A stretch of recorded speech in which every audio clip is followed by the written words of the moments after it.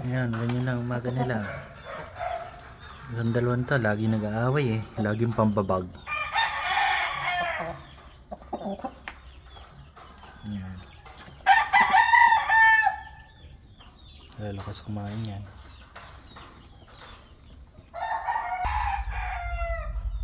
Tapos yung itlog nila, 10. Mamaya itlog pa yan. Kasi ang itlog nila nasa ano eh, tanghali.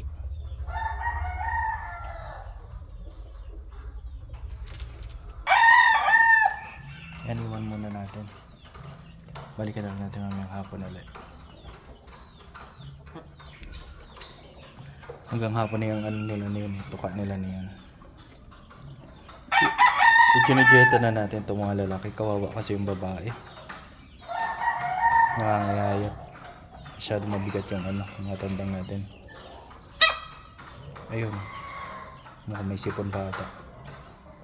Nabulunan lang. Ayan na.